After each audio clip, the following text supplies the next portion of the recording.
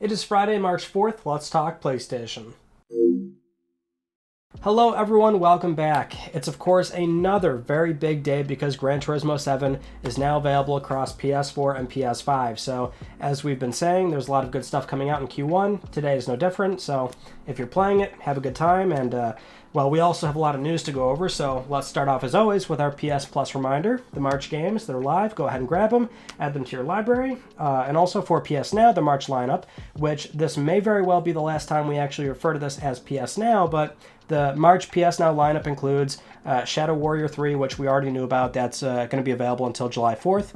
Also Crisis Remastered, Relicta, and Chicken Police Paint It Red. Now, the one thing we've been talking about a lot is the Spartacus service revamp. We know it's coming relatively soon, but that's still considered all rumors, right? We kind of know it's coming, but rumors. One thing that we're seeing, though, actually happen is I guess real evidence is that while some users on the PlayStation Now subreddit have noticed that certain games are being taken down with very little notice or no notice at all, where they're more like they're part of the long-term catalog, right? Not quite the titles where they're in the more recent games lineup where they expire in 3 months. You know, they're announced as is, like, hey, this game's coming, and also it's leaving in 3 months, so here's your time to play it.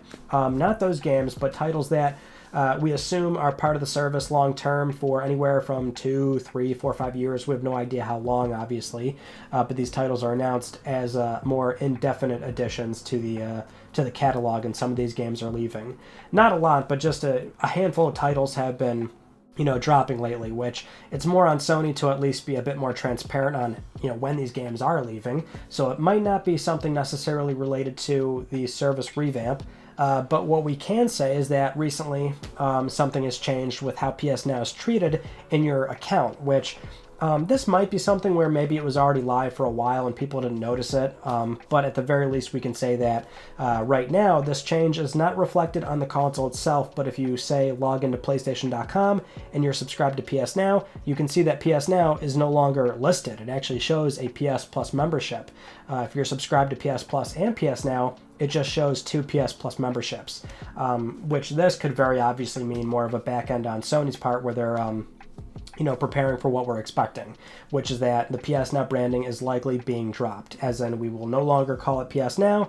It will be strictly PS Plus based on tiers, and they'll probably have some sort of, you know, prorate where if you're a current member of Now or both, that'll carry into a higher tier of what's going to be this new PS Plus relaunch, and that's sort of what we're expecting. But at the very least, we have more hard evidence of what we should be seeing within the next 2-3 weeks, ideally. Anyway, let's move on to Gran Turismo 7, because like we said, the game is finally out now on PS4 and PS5, and well, it looks like the game reviewed quite well. So currently sitting at an 88 on Metacritic across 80-something different publications, which would make this one of the best reviewed Gran Turismo games in recent years. And that's great to see, considering that for GT5, 6, and Sport, it's not like they're bad games, but clearly there was a bit of a drop-off there for this franchise. 88 puts it closer to the 90-plus range that we saw for GT1, 2, 3 on the PS1 and PS2 days, which, bear in mind, those games, it's not like they don't deserve those scores, but those scores are certainly more reflective of their time, where those games were considered a massive achievement for what they were accomplishing on their respective hardware, right? And also, there really wasn't much else to play in that space, right? I mean, those games were the quintessential racing games. It was the hallmark racing simulator. So nowadays, that's not really the case, right? There's a lot more options to play outside of Gran Turismo. But yeah, I mean, it looks like it's a great game. And, you know, we've said this much before, but it's so important to finally have a mainline Gran Turismo game launch in a reasonable time on a brand new platform launch where, you know, GT5, again, that was the cell processor. So Polyphony Digital was so far behind on getting that game out. Then they did GT6 on cell processor, again, on PlayStation 3 because they didn't want to waste all that work. GT Sport, they had to rebuild on PlayStation 4, and that's why that game took so long. And it was also lacking in content at launch. And so now we're off to a really good start with GT7 on PS5, only during it's year 2 of the platform being out, right? So now we can expect a healthy content roadmap for the next 2-3 years for this game. And, you know, Gran Turismo is still a franchise that moves millions of units, so this early into the cycle, this game is going to do very well, and we can also see a proper Gran Turismo 8 launch on time on the back half of the PS5 cycle as well.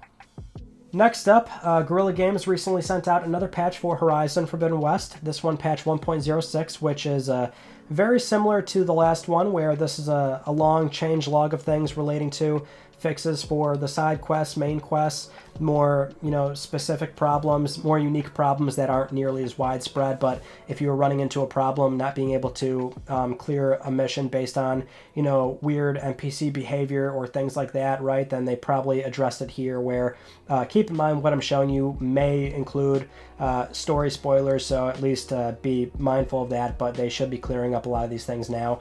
And they are also still aware of the shimmering and the graphical sharpness issue, which that alongside a few other things, they're still aware of it and working towards it, and hopefully those are resolved in the next few weeks. But probably the two big fixes for this patch in particular is the asset streaming for cinematics. So one thing that I found really strange, at least for the game, was in the opening sequence there was a good amount of pop-in, so that probably was addressed here alongside anything else in the later cutscenes. So probably the pop-in is reduced or gone completely. That's good to see.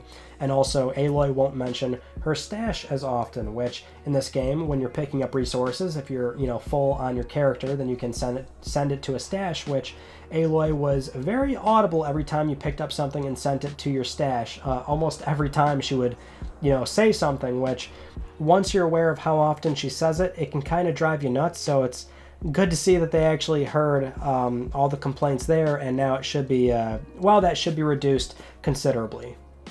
Moving on to developer Housemarque and their game Returnal. Not only did this game recently win 2 awards at the 2022 DICE Awards, but it was also nominated in 8 different categories for the 2022 BAFTA Game Awards, which I am so happy to see. I could not be more proud of Housemarque and this game in particular, but recently there was a conversation between GamesBeat Dean Takahashi and also the current studio CEO and co-founder, where he was asked about how Sony's currently focusing on a lot of live service and multiplayer games, and what does that mean for Housemarque and their identity and what they're planning on doing. And so the co-founder gave this quote here where he says, "We've been thinking about that. We had our stint working on multiplayer games because a few years back it seemed like you needed to have some kind of multiplayer experience. We tried that and we really didn't do as well. But it's early days with us starting a new game, a new IP, concepting it out. We'll see what comes with that."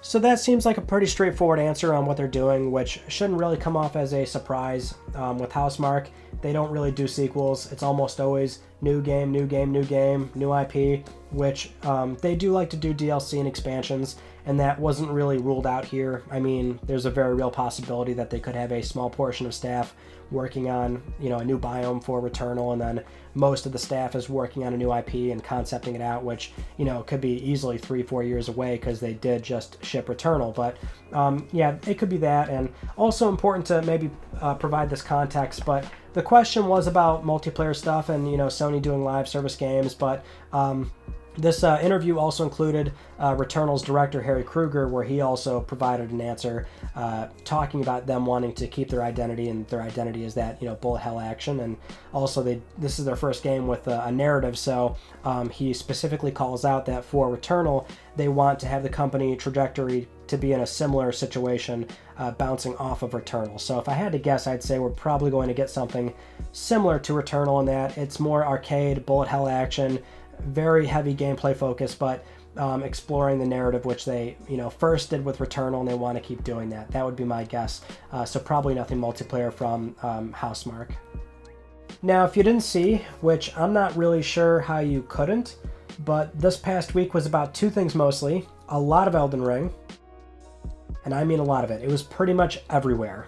That and also Steam Deck reviews. So reviews of the Steam Deck are finally pouring out, and a lot of publications have done some good coverage. Also, Digital Foundry, which I always recommend them. They did a very thorough 30-minute video benchmarking the device, and probably the most comparable and relevant thing that we can talk about here is the benchmark of PS4 games, or rather PlayStation Studio games that Sony has shipped on PC, like Horizon, Death Stranding, Days Gone, God of War, being compared to when they're played on a PlayStation 4 native PS4 hardware.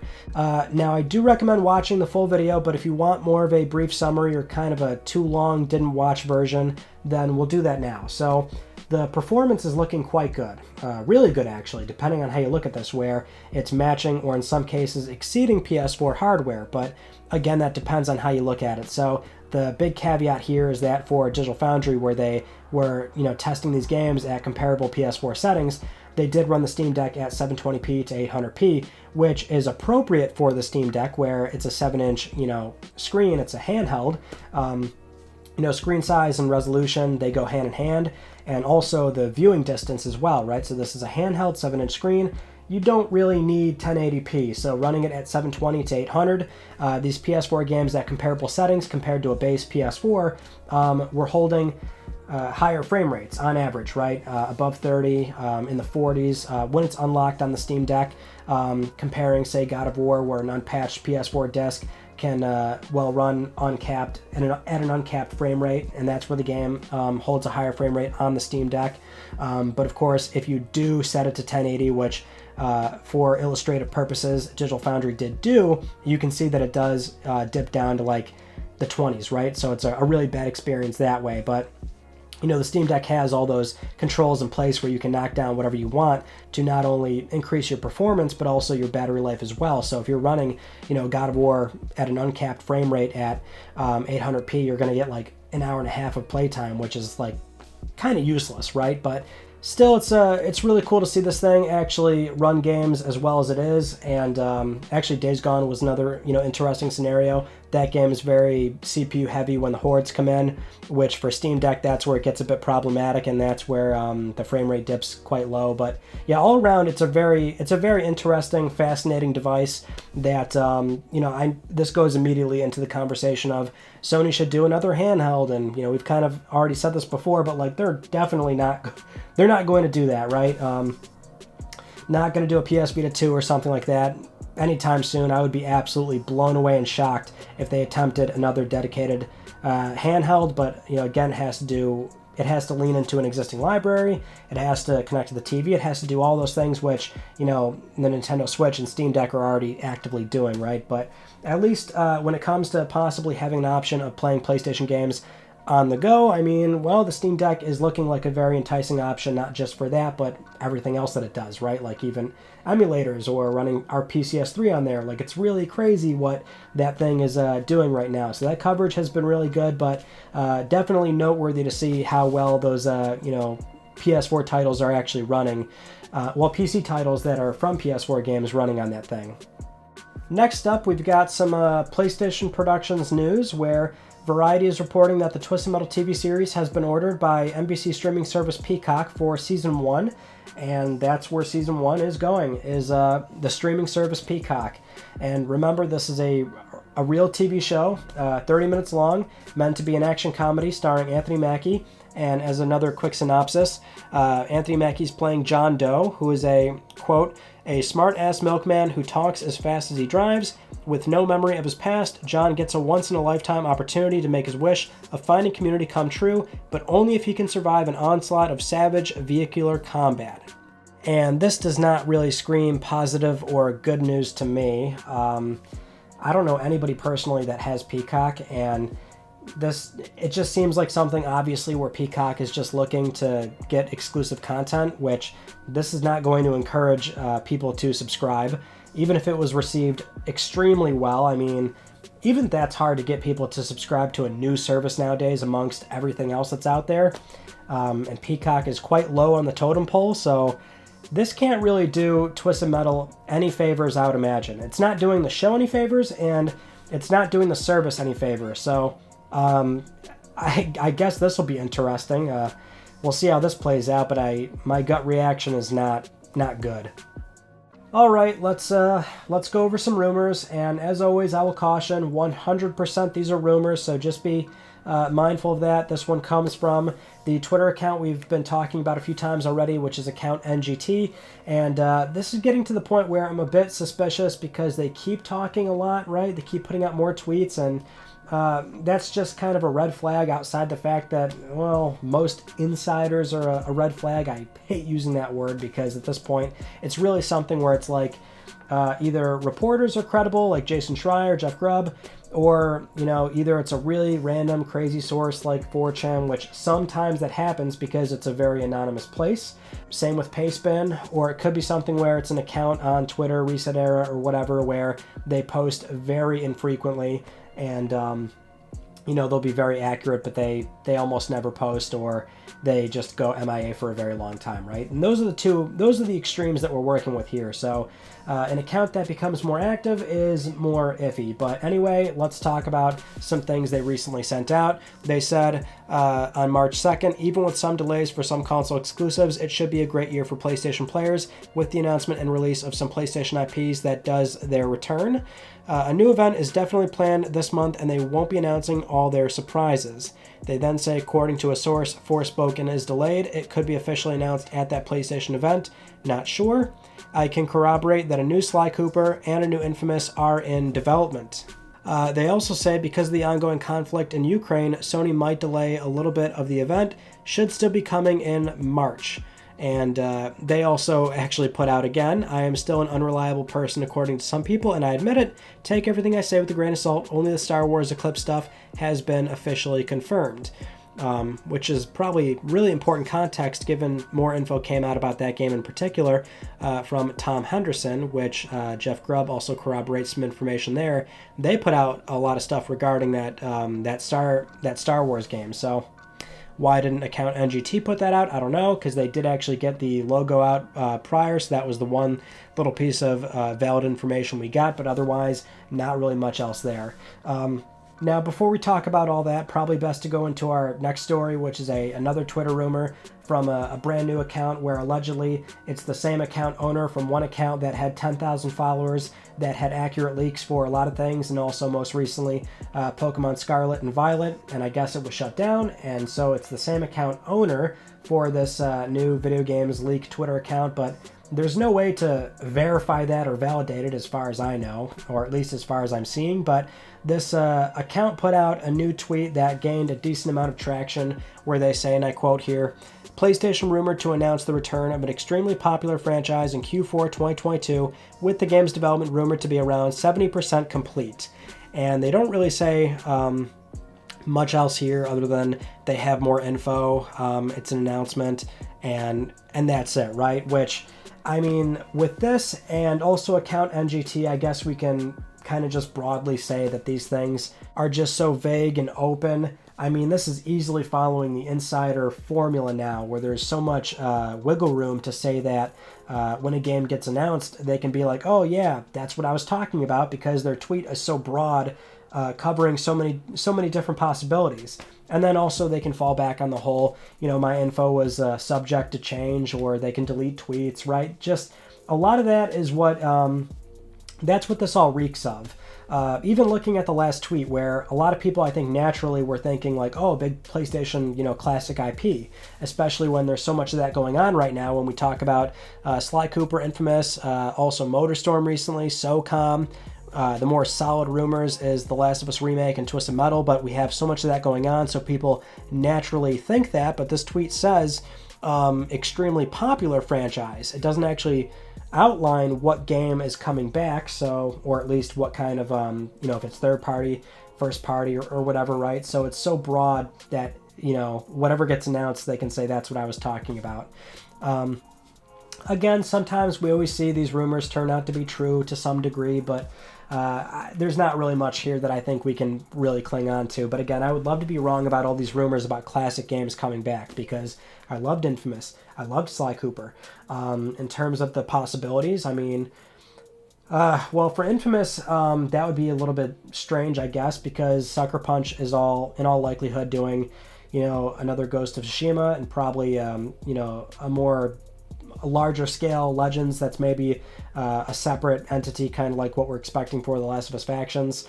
And for Sly Cooper, that could be something that could be easily fielded out to another developer. Obviously, that's not going to be something that is done in-house. They can, because like Thieves in Time I thought was actually a fantastic, proper Sly Cooper game. It can be done, hand it off to another studio, which I think one of the coolest possibilities is maybe giving that to Pixel Opus and them collaborating with Sony Pictures Animation. That could be such a cool way to approach Sly Cooper, although that's probably not happening. I wish that was the case though.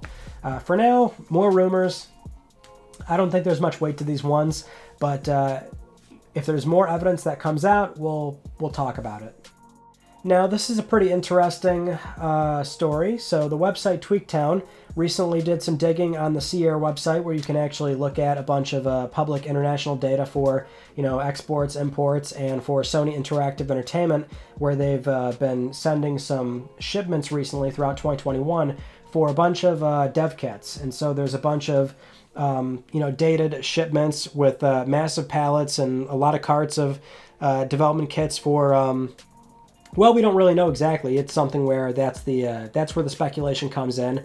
What kind of dev kits, which could be, obviously PlayStation 5, could be, PlayStation VR 2, which it's probably that. I don't think we really have to think too hard about what dev kits are for constant shipments going out over time from Japan to Oakland, California, where that could easily be a distribution center where it's sent out to developers from that location, or once it gets to home base. I mean, it's something where dev kits are also constantly updated and various versions come out over time. So we don't even have to say that it could be an updated or, new PlayStation 5 model or something crazy like that, or that it's something, ridiculous, right? I mean, there's going to be various dev kit updates and debugging stations that eventually look like retail units. I mean, all that stuff's going to happen over the entire PS5 lifecycle. But there is one shipment in November where it just says video game console prototype, and that had 4 carts from United Kingdom to Norfolk, Virginia. And that's a bit strange considering there's not really much in Virginia, which Tweaktown tried to do some sleuthing there to find out, why, which I guess there's a lot of Sony service repair centers there. They also found one job listing in Virginia for a senior developer global threat emulation, which is not really a giveaway in terms of if this is or is not even related to the prototype consoles, or, anything that's going to be useful here. Really, this kind of goes back to what we said for the dev kits. Prototype hardware, they're always doing that as well, behind the scenes, R&D left and right. A lot of things we'll probably never see, but some things that we will see. And right now, for where PS5 is in its life cycle, probably a PS5 Slim at some point. In fact, kind of soon, right? We're already on year 2 of PS5. Time's going quick. Year 3 is when we always see that expected slimmed down revision, and PS5 is a large console. It can certainly use it.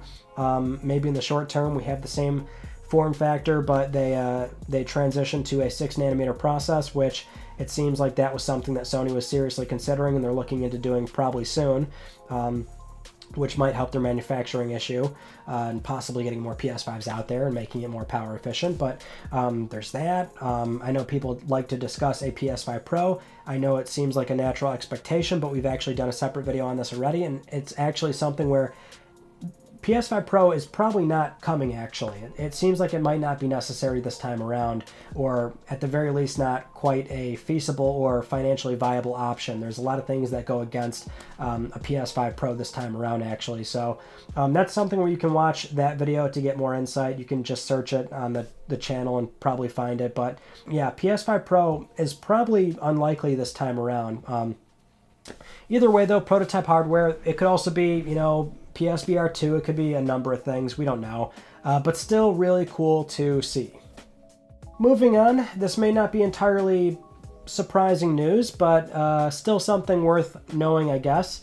PlayStation Japan recently sent out a tweet and press release confirming that for service repair on PS3 models, basically the CCH 4300 series, they're ending support after April 30th, 2022. So coming up pretty soon. That and also all PS3 accessories. So I guess they were still covering and servicing all that. But PS3 4300 series, which that one is the super slim model. So basically the very last PS3 in Japan, that one is you're not going to be able to pay for repair anymore due to a exhaustion of spare parts, which we've seen that happen on a rolling basis for previous Sony hardware. In fact, I remember an LTPS 1.5 or 2 years ago. It was kind of recent where they had to cease support for PlayStation 2 or PSP, something where it was like, whoa, they were still repairing those? Yeah, I guess they were. And for this, well, I guess this is more of a recent model of PS3, but yeah, I mean, kind of expected. So if you're in Japan, this is your final call to get a PS3 serviced. Now, with all that said, it is time for Let's Talk Plus, the weekly Let's Talk PlayStation giveaway where one of you can win a $10 PSN code. This time around, though, we were actually giving away a code for Horizon Forbidden West on PS4 and PS5, and the winner is, boom. So I'll be contacting you very soon via email or Twitter, and if you would like to win next week a $10 PSN code, follow the link down below. Supporting this channel, a number of ways can gain you an entry, and I'll announce the winner next week because I'm trying to help pay for your games. Those are all the stories that I wanted to talk about you all from this past week. And yeah, so like I mentioned before, I was in New York City last weekend. That was a good time. And so now I'm back on track. So this Tuesday, we should have an upload, as long as I don't get too sidetracked playing more Horizon. And I'm trying not to start Elden Ring just yet because we all know what kind of can of worms I'd be opening if I did that. But channel uploads should be resuming normally, and that's all I've got for you. So that concludes this week's episode of Let's Talk PlayStation. I'm Ryan Benecki. Thank you all so much for talking with me, and I will see you all next Friday.